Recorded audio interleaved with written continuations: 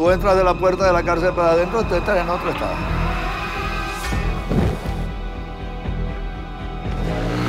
Tiene un rango de virtud y de maldad, o sea. The inmates have overtaken many prisons in Venezuela. They're armed with heavy weapons and grenades. Son los mismos policías que le entregan en contra de la AMPA. Ahora está en manos de la AMPA en contra de la policía. Fulano hizo esto, mátelo. Era la orden que daba yo. Y si no lo hacía, se morían ellos. The prisons are governed by criminal gangs led by a pran, or kingpin, who strictly enforces the thug code by which all prisoners must abide, or they will be shot in various body parts. It's too dangerous for Venezuelan troops to enter, so they patrol the perimeter and train their rifles on any inmate who tries to leave. Los guardias nunca pasan para adentro. Nosotros entramos, pero además hasta son leyes allá. No quieren respetar el espacio, bueno. The prisoners have formed functional, independent societies with open-air bazaars offering everything from Coca-Cola to cocaine.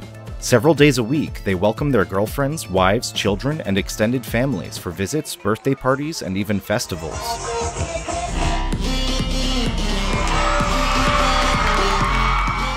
La Causa, a new documentary from 29-year-old filmmaker Andres Figueiredo Thompson, is a raw look at life inside what at the time of filming was the country's largest prison. The film explores the structure of its self-organized society, where dissenters and those deemed social radicals were treated harshly, and LGBT inmates were cast out and forced to live on the roof of a building. No. Figueiredo Thompson started capturing remarkable footage in the prison in 2010 as the socialist strongman president Hugo Chavez dismantled democratic institutions and seized control of private businesses. The year after Figueiredo Thompson began production on La Causa, Chavez declared his stepfather an enemy of the state, forcing his family to flee to the US. But he continued filming on return trips to Venezuela over the following 8 years. Senior year in high school was the first time I entered a prison. The experience was incredibly just overwhelming, you know, seeing inmates with weapons, with grenades, the smell, you know, seeing literally excrement coming from the walls, just the amount of, you know, open sewers everywhere, absolutely deplorable conditions. It felt almost like a war zone, like post-apocalyptic thing. To see the children, like children going in and out of the prison, the underbelly of crime in Venezuela, being around guns, being around crack, being, you know, that guy that was selling crack and cocaine with the baby in his arms.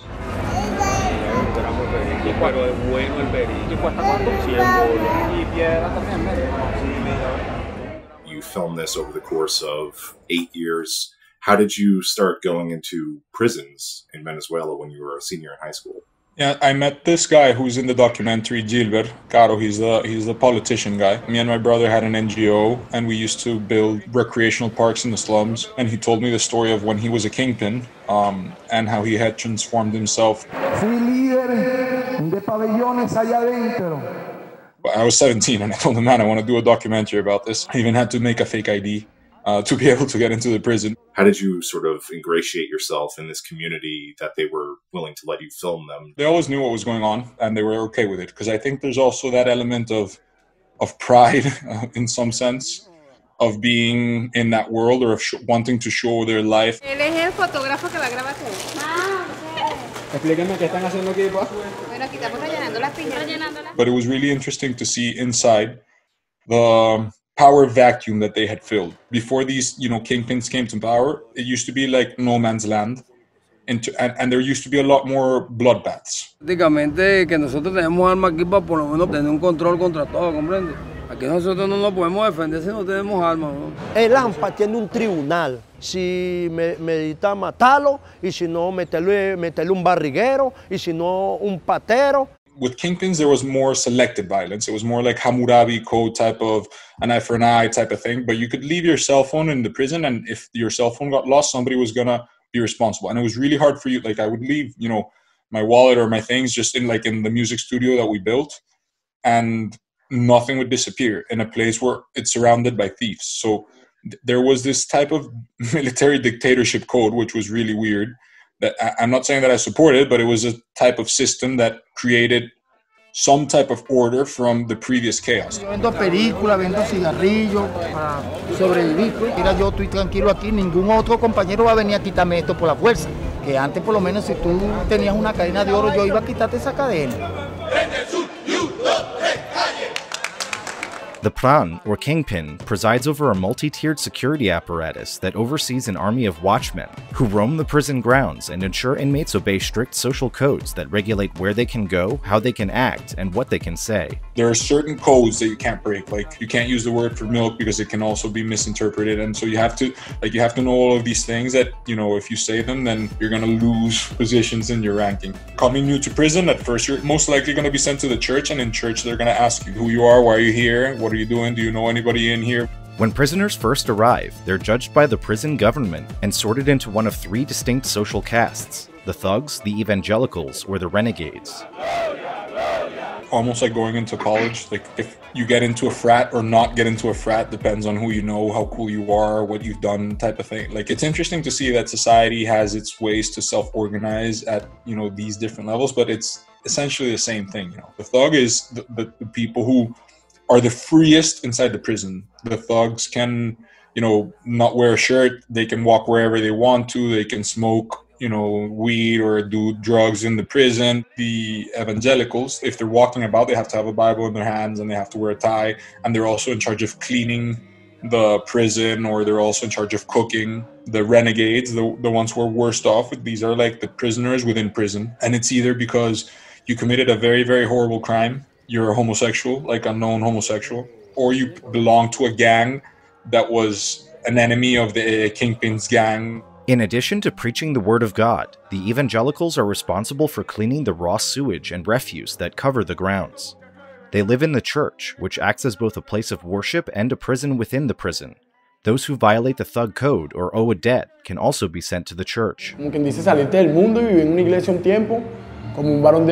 It's like your last warning type of punishment. If you're in the church and you're caught by the Kingpin doing something, you're either going to get shot in the hand or like corporal punishment some way, or you're going to be sent to the renegades, and that's where because you can't get out of that. Once you do that, any prison that you go to is what called like you have a stain that is not washable. You go to another prison or even the streets, everybody's going to know, no, that guy has a stain on him. Because you were giving the opportunity of the church to reform yourself, to no longer be in the world of evil and turn good. The prison's de facto government collects a general tax known as la causa, or the cause, which it uses to purchase goods that come into the prison. If you behave, if you pay your causa, then nobody's going to mess with you. But if you're outspoken, if you do things wrong, if you're a mischief person, if you're a debtor, if you're like a bad person for the good living within the prison, then you're going to fare bad.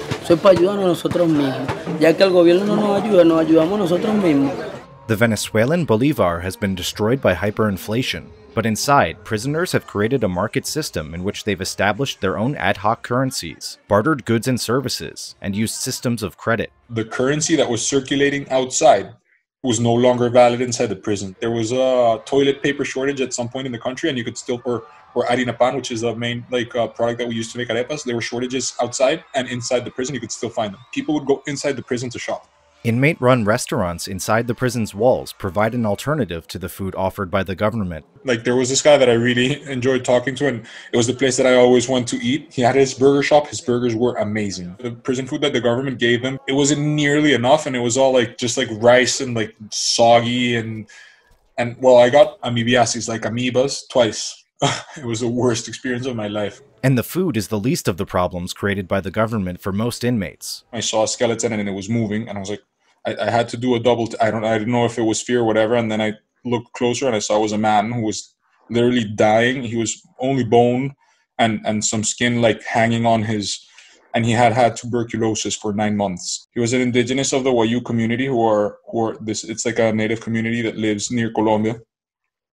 And he was there for stealing a watch, and he'd been in prison, I don't know, like 2 or 3 years. And supposedly, the day that we got there, me and Gilbert, was the day that the guy had his freedom. And we tried to take him to the hospital, and he just died the next day. Figueredo Thompson says that only about 20% of prisoners have been formally sentenced for a crime. Others languish for years, awaiting trials that may never come. 4 años esperando la audiencia de juicio, la primera, y todavía no me ha subido. Si llevas 4 años aquí, ¿qué pasa cada vez que pides para que hagan? Aquí no voy a pedir. Adiós. Que no encontremos aquí prisioneros, sabemos que somos de lo bueno, tú sabes que somos de los sinceros, mero. You know, from the free convict group, they were 15, 12 of them hadn't been sentenced. And a lot of them just started admitting to sentence because then the time in prison would move faster. Imagine a system in which you have to declare yourself guilty, even if you're not, just so the thing moves faster. The prison population has exploded in recent years as the regime of Hugo Chávez's successor, Nicolás Maduro, has cracked down on mostly poor Venezuelans for alleged petty offenses. Esto se construyó en un principio para 800 personas y hay 8,000. There was no economic opportunity. A lot of them are kids, like an 18-year-old guy who's part of the documentary. He doesn't tell the story that much, but it's the guy with the afro, Freedom. He was thrown in because he stole a cell phone, and he spent 3 years in the prison in the same space near that, being overruled by guys who had killed 15 people.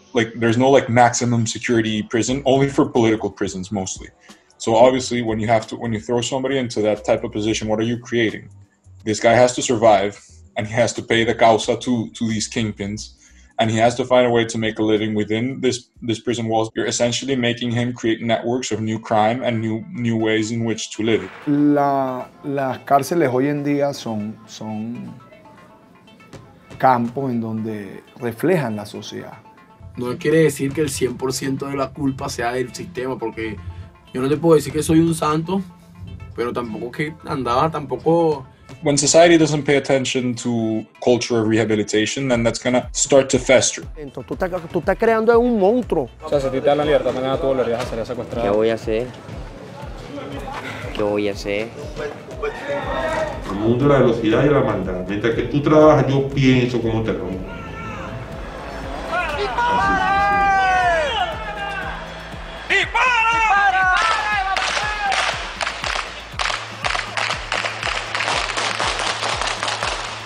The film builds to a dramatic finish as the military embarks on a campaign to retake several inmate-run prisons, setting up a showdown in 2016 at the prison where Figueiredo Thompson shot most of his footage. Little by little, a lot of these prisons have been taken control of. No sé, en estos días, personal jurídico no trabaja, pero me bomba el tiempo porque no quiero estar aquí cuando explote, porque pienso que va a ser muy feo.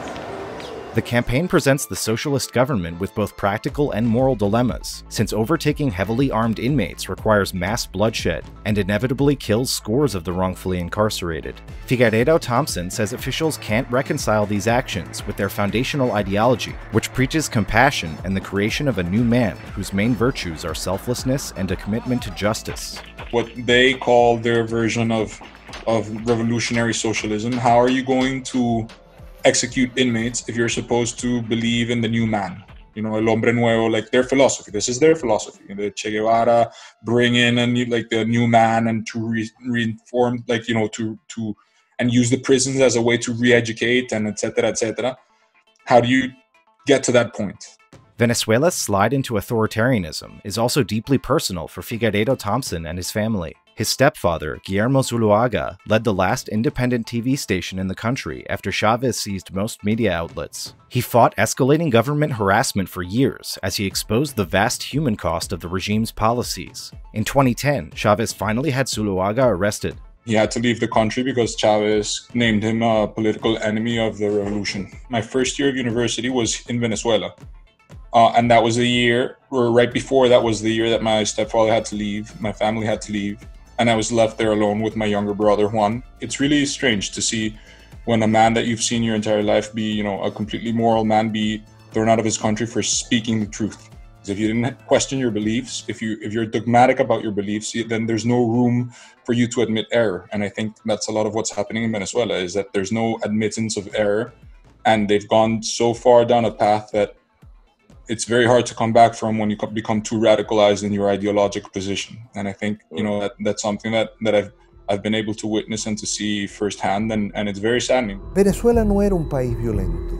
Pasó de ser un país no violento a estar entre los 5 países más violentos del mundo. Obvio, mi hijo destrozado, sin cara, 70 disparos en el cuerpo.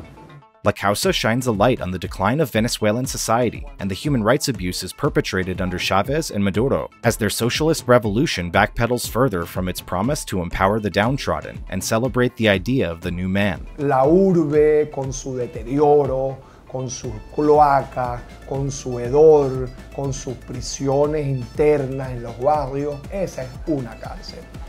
But Figueiredo Thompson's film also features poignant stories of individuals who have overcome the odds to find redemption, whether or not they ultimately find justice. Uno que ha venido a echar broma, uno que ha venido de bueno, pagó un poco de años, está en la delincuencia, hacer y deshacer.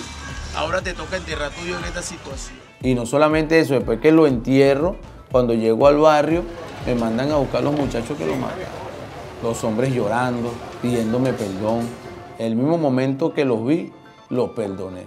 To be able to get to this level of access to empathy and to understanding, that was my experience. You know, a lot of people are too afraid to go into the belly of the beast, and I think if you draw them a picture, starting to see things generate empathy, and I think that's the power of film.